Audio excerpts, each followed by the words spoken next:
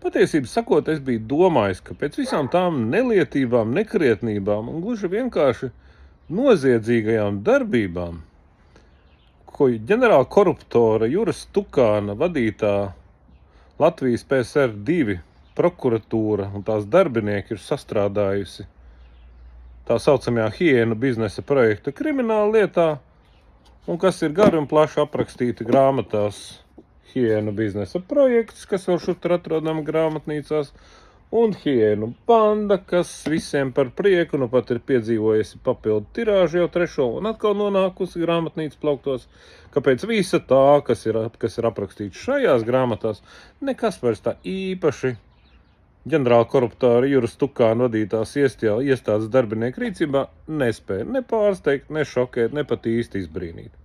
Es kļūdījos. Par to, ka viena no nelietīgākajām Juras Tukāna vadītās iestādes metodēm ir jūtot, ka kādas krimināla lietas izskatīšana jūk un brūk un safabricētā apsūdzība draudz izgāzties, aši ņemt un vienkārši pagrozīt apsūdzību, nomainot šo, nomainot to, nomainot vēl kaut ko, un sakot, nu tad sāciet visu no gala, kas mums pa daļu. Par to jau es stāstīju. Tieši tā skandalozā maksātnespējas administratora Mārtiņa Bunkus krimināllietā arī ir noticis. Visi liecinieki jau bija nopratināti, izņemot tos 90, ko tiesnesis Sigita Dolniece vienkārši noraidīja kā nevajadzīgus, neinteresantus un, kam tādu vispār. Lūk, bet lielos vilcienos izskatīšana gāja jau uz beigām. Arī apsūdzētie ir nosaidējuši jau 2 gadus rasti, 3 viņus šakā tā vajadzēs laist ārā, un tad prokuratūra ne tikai sadomāja pavilcināt laiku ar apsūdzības grozīšanu, bet arī.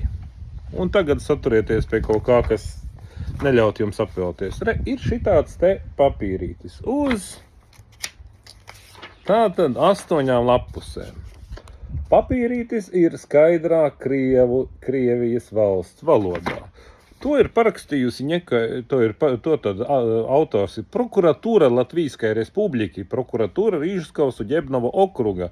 Un to ir visu šito te obviņēņija po ugolovnom procesu tāds un šitāds ir sagatavojis prokuratūri Rīžskava Судебного округа Aldis Lasmaņis.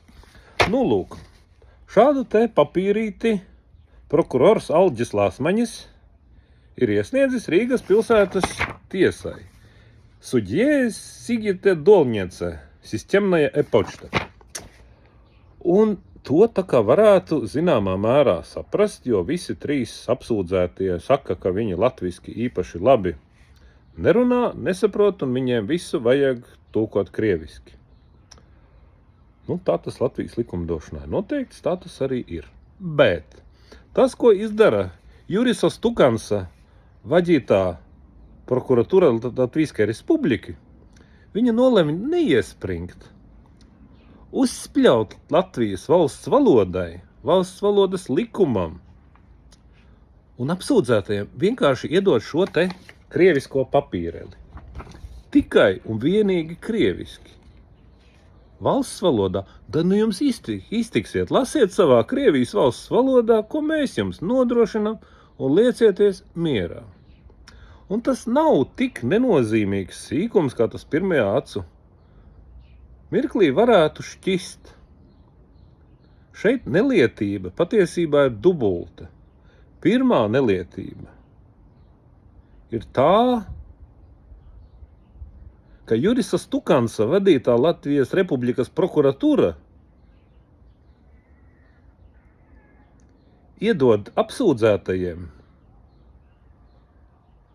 tikai vienīgi tulkojumu. Un viņiem jātic, ka šis tulkojums ir precīzs oriģinālās grozītās apsūdzības tulkojums, ka tur nekas nav sajaukts, nekas nekur nav samainīts, tīšām vai netīšām, un tā tālāk. Gribat kaut ko salīdzināt apsūdzētie, kas patiesībā latviski tīri labi vismaz saprot. Ejiet ratā, domā Jurisas Tukansa, Prokuratūra Latvijskai Respubliki. Tā pirmā lieta. Un otrā lieta, protams, ir pati galvenā.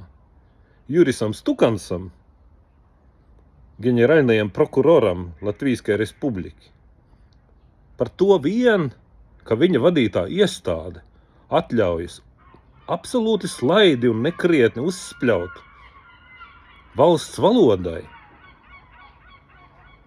kaut kādus oficiālus dokumentus, izsniedzot tikai un vienīgi Krievijas valsts valodā.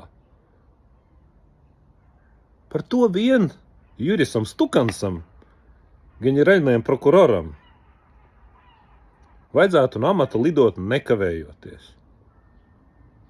Bet, protams, viņš nelidos, jo mēs dzīvojam ne jau Latvijas Republikā, bet Latvijas PSR 2, kur tādiem Jurisiem Stukansiem ar viņu apsūdzībām Krievijas